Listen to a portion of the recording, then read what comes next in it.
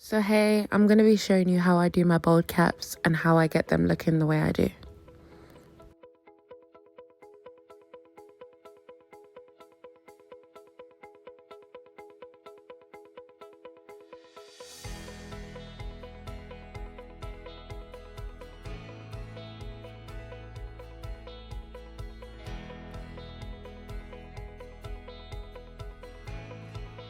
When doing a bold cap method, you don't want to spray really harshly. You want to spray lightly in areas and use your finger and rub it against her hairline. This gives you a more natural look on the bold cap and it blends much better underneath the wig. So don't spray really hard and just go along her hairline.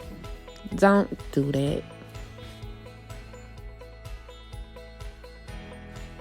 Do you see how I'm spraying lightly and I'm just constantly using my finger to smudge it and rub it in against her hairline?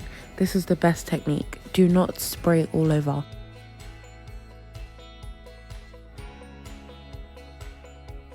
So now you just want to go ahead and blow dry your bowl cap with low to medium heat. This gives really nice results and it really melts the cap into the skin.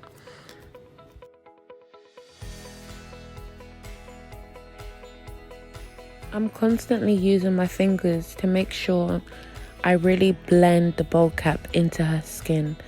This gives really nice results. Everybody does bowl caps differently. Everybody has a different technique. This is just how I do mine and how it works best for me. So now I'm just gonna cut the holes around her ear and sleek the rest of this cap. Some people do this step first.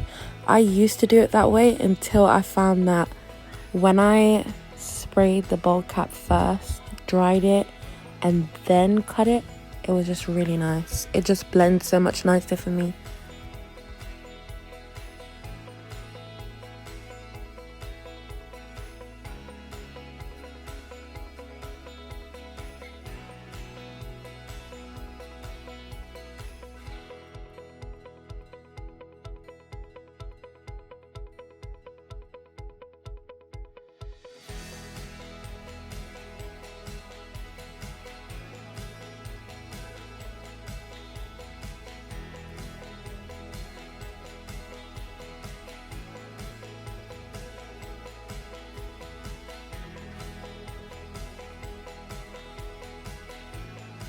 So now you're just going to see me do the same thing to the middle.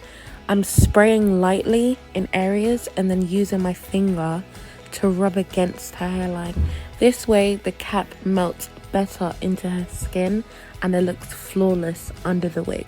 It's so important. You can't just go spraying this spray across, like it won't work. So I've just skipped and done the other side, but it's the same process.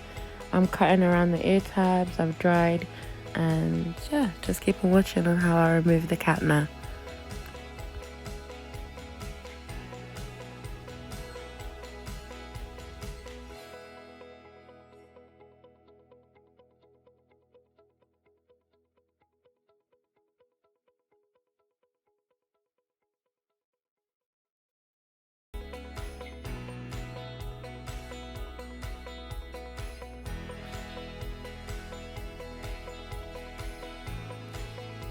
So you want to be careful with this next step.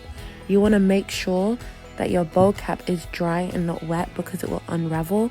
And then you also want to be careful how you're cutting the cap so you don't poke the client or cut them. So all I'm doing now is just removing the bowl cap off of her face. You want to cut in sections. This is how I do mine anyway, because I can pull and cut. So that way I can get as close to the spray that's dried as possible.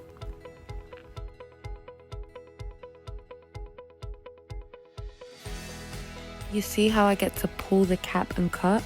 I can get as close as possible when I do so. That's why I cut in sections.